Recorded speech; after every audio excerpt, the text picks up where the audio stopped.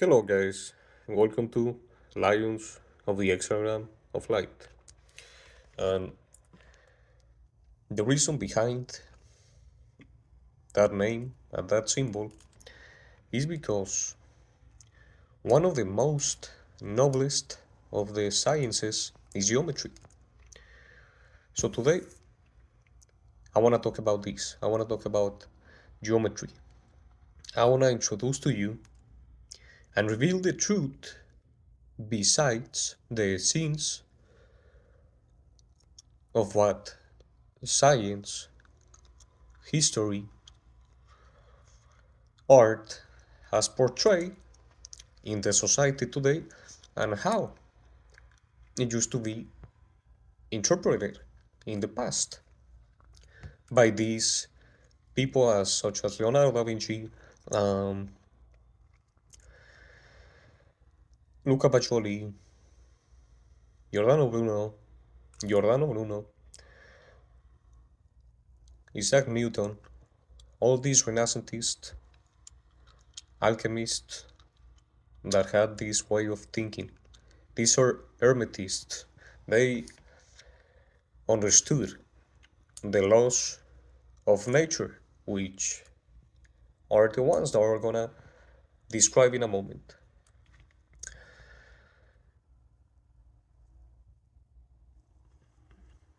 The truth besides these sciences, such as geometry, astrology, numerology, and music, these are all synchronized and are one unit in a continuum, a space of time, which is infinitum.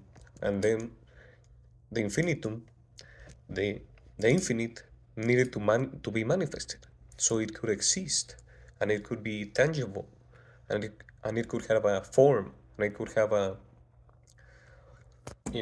space, a circumference, a time. That is what the square represents. No? The first unit of time is the one. The one. Boom. Then it represents. Then you have the basic apices. You have two circles united. You know, and if you see it from a woman's womb, woman's vagina, is the basic apices as well. Now you have. That's why it's the number two. That's why you have two circles. The one, then you have two, and then from two, this is numerology and geometry. You have three. You have the child, Horus, you know, from Osiris, and the wife. I don't remember her name right now. But, or Shiva and Shakti, for example. I remember that because I study Hinduism more than Egyptian uh, sciences and all that. But as well, it's connected. I study more what is called uh, the Kabbalah, Hermetic Kabbalah, no? And that's why I shared this with you guys because it's profound, but it's not just profound. It's really simple. We have it on the top of our nose, as simple as breathing. Uh, but today I wanna introduce to you what is part to be in your creative state of mind, in your creative state of consciousness. To be part of a greater self, if we could call it, and to connect with your innermost being. Because, yes, we can say, oh, I connect with all these things. I have my third eye open, all these, and da, da, da. Really, how it is putting these things in perspective, these sciences, geometry, astrology, numerology, or uh, arithmetics, and music, you know. And all these are a unit of the same thing happening in a continuum of space and time. And it's infinite as well. It's like they're synchronized. They're four, therefore they are four. Um, we have four elements as well in nature, right? We have the four platonic or five platonic solids. Well, that's why we have four elements. And then the five is untangible, is the spirit, you know. That's why it goes beyond, um, the stars, astrology, you know, in the trivium, in the quadrivium, it's arithmetic, geometry, music, and astrology. But in order to understand astrology, we gotta understand uh, arithmetics, and in order to understand astrology, it's the same thing to understand all sciences. We gotta connect them. They are not separated, they're always together. Why? Because they exist in everything, you know? At the same time, they are art, and at the same time, they're sciences. Because if we see all these pictures, um, like the Mona Lisa, you know, Geoffrey Bossart, if you guys know who he is, Bossart, a Dutch painter, hermetic alchemist from last century. Amazing. If you guys research him, go to the go to the symbols that he's portraying. He puts really, you know, hermetic and alchemical symbols within his art. And it's really fascinating. As well as um, Da Vinci, in the cube, that he painted as well. The clocks, you know. I don't know the name in English. I know it in Spanish, but it's the same thing. But right now it's not coming to my mind. You guys know what I'm talking about? Which one? Um, and then you know, these guys are designing these obviously by connecting to the self, to that state of flow. They're merging these two aspects. They're portraying something in their art that is symbolic and is representing something about the self, something about nature, something about science, something about nature, something about who we are. Um, we are chemistry. We can say that. Oh, in the spiritual path, we are just souls, and we just gonna fly and be all butterflies and be all positive and this and that, bro.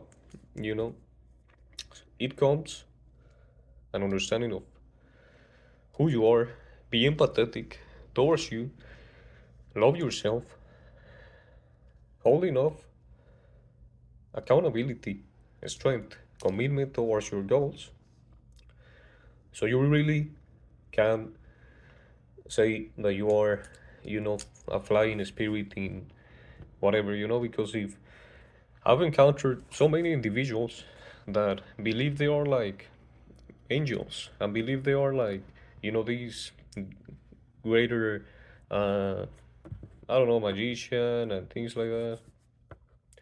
And at the end of the day, um, we all we all have that inside. Um, Depends how one connects to it. To be a great magician, one is not prostituting his art. I see so many people doing that in mainstream uh, social media and all that stuff. Are just prostituting this knowledge and are not getting to a point in where they're helping people to understand themselves, but they're just in a way using this knowledge to gain power, status, this, and that. Which I'm not saying there's nothing wrong with it, because at a certain point, being a man, woman of high status, of high value, for example, high value woman, we use high value men, we're just gonna put it in a, we're gonna put everything on so we all understand it, all these philosophies, all these sciences of connecting geometry, astrology, it's just so you can understand yourself. you know. But one, if one wants to go deeper and do research and all these things, that's okay, you know. Sometimes this just helps as an advice to you, like, oh yeah, I want to know, like, what's my path in this life? Like, what is my purpose? What is the plan that I gotta take? Like, I'm so confused, I don't understand that.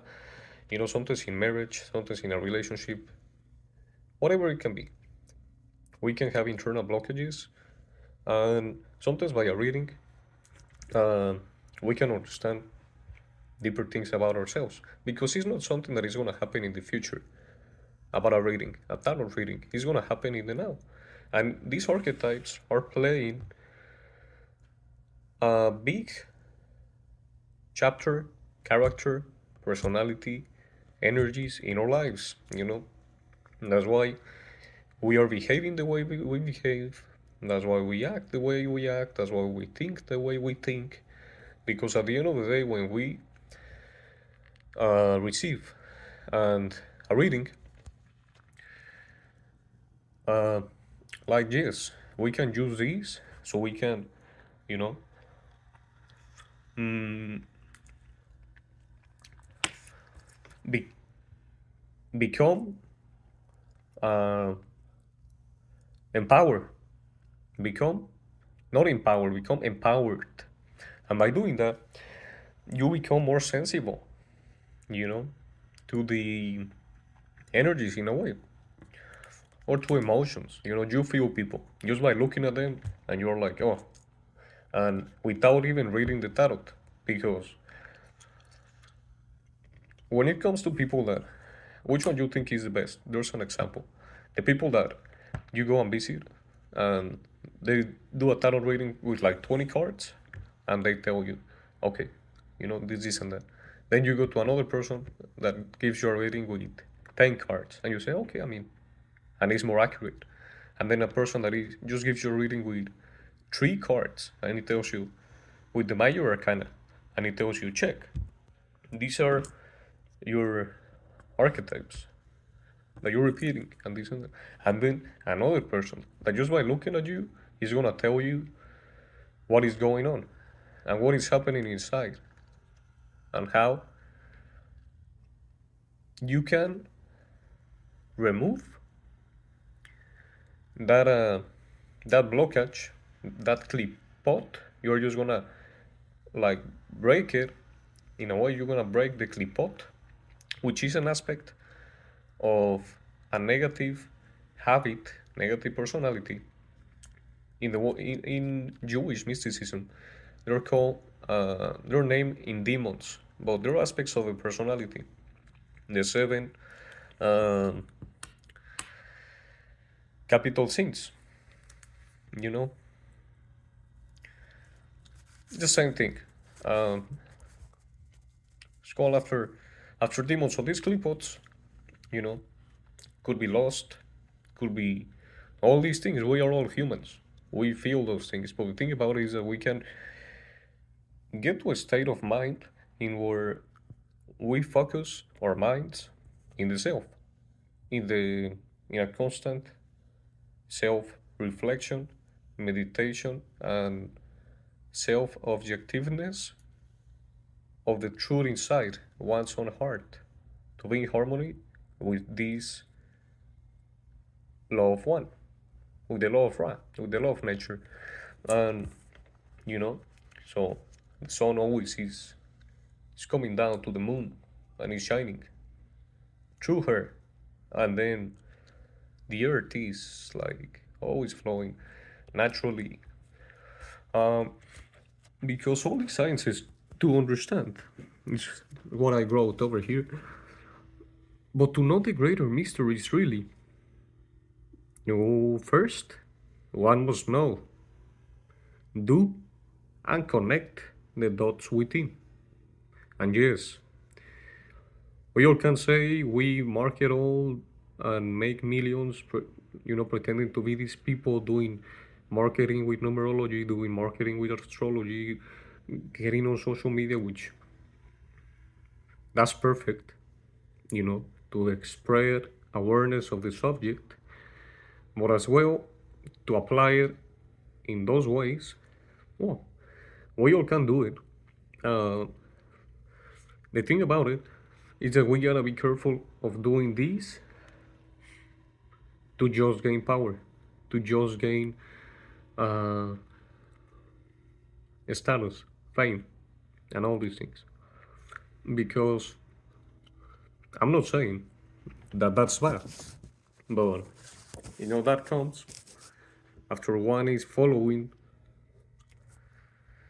the boys, my friend. After one follows the boys, if one is in constant connection with the voice inside, with reason, one is here and now, firm, steady, and with a purpose, a why. And it's like a firm tree that cannot be swing away, like a 400-year-old tree, you know. And once it's established with its laws and its roots within himself, herself, there's nothing that can stand him. He's always growing. You know, he's establishing his roots, and that's what spirituality means. It's establishing your roots by by acting here, because after we go to so-called heaven, um, I mean, what's gonna happen over there? What if we didn't do the work here that we supposed to do, or wise, or purpose, or all that? All this knowledge is so you could understand yourself and where, when, how to go about the things that you're gonna do. If you're gonna make a business, plan it in such a way. Uh, and the reason, I say when people market numerology and all these things is because yes, it predicts stuff and it does all these things, but at the same time, when it's just like that, uh, it's not a reflection of the self. We can plan, because I say all these things for like, obviously, all these plans being put out by the government in specific dates. 9/11, it was a ritual. Uh, you know, Twin Towers. When you have those things, that's crazy, no? But you guys think about it, and then um, the name of the Arab guy, Bisamolam or something like that, he was born on the 11th. And there's these patterns that show how all these things connect and how these people, how these societies are applying these things.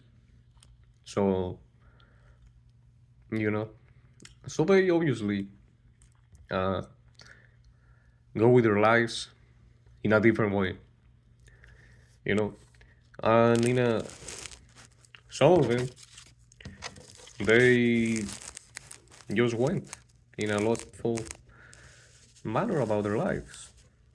They lost their path. They lost their connection, the roots. But you never lost your connection and your roots, my friend. If you were in a relationship, if you were in a struggle, if you were in whatever you're struggling or dealing right now, you're never in the struggle, my friend. You'll just keep going and find the light, and then embrace also that monster and that energy that you have within is a shadow. You know, you will accept it. Once you accept it,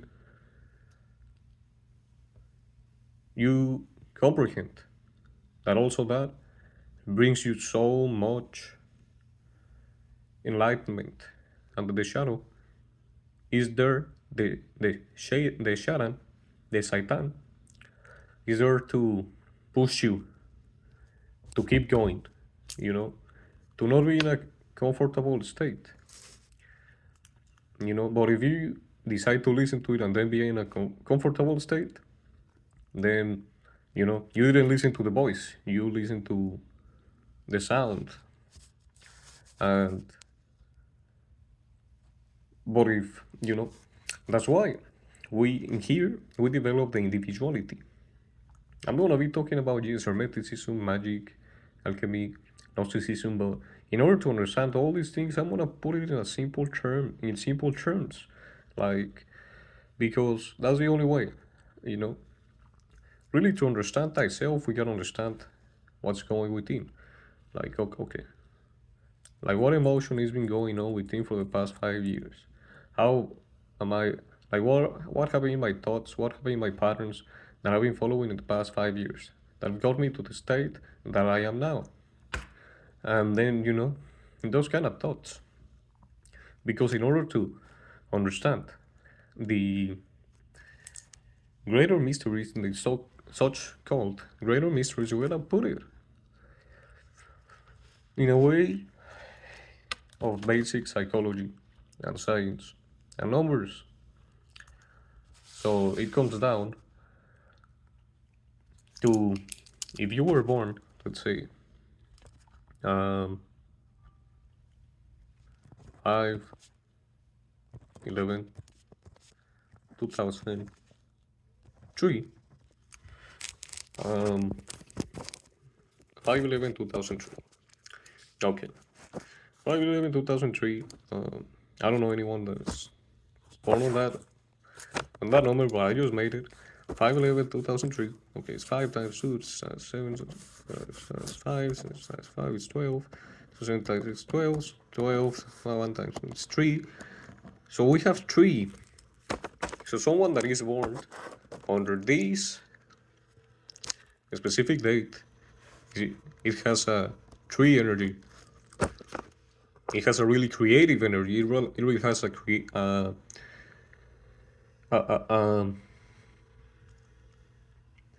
expressive and creative energy that is out there, that is representing as well work, but through this creative energy, constant creativity, imagination is a creative imagination. The tree in the tarot is the empress, which gives forms and beauty and victory.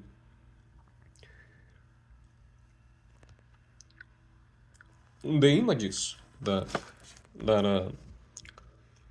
in the imagination, what it represents beauty, victory, wisdom, memory, sacredness, femininity, but as well, the tree separated from the tarot in numerology, because the number Dalet, which is the Empress Dalet, is number 4 in Gematria, which is the numerology of the Hebrews. Uh, Hebrew numerology, um, which is again Dalet. But again, so we have 3, Dalet is 4. Why? Because again, the 3 energy, someone that is born under 3 energy is gonna be really creative, expressive, as I described, the Empress. Or it's also gonna have some of them either, developing personalities, their personality, their character, their, themselves. They also have the 4 energy, which is um, of the Emperor. So the Emperor has a structure, has logic, reason. So you can see in this type of people, they have a structured way of living or a creative, constant expression of doing things. Through this reason and this logic, is creative, is expressive, but they're not absent of this. This is just what is more um, expressive in them. But again, coming back to this,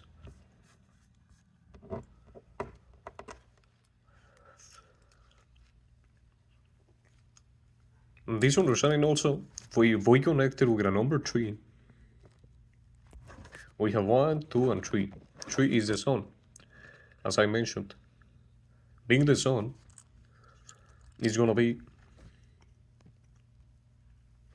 like a child, as I described.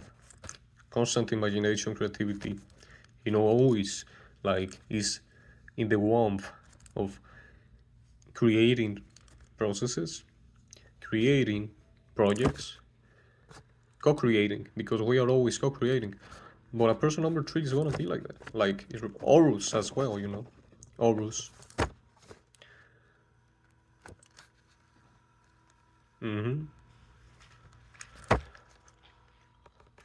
Being the son, of this Egyptian trinity. I always forget the name of the wife. I don't know why, but I remember all other.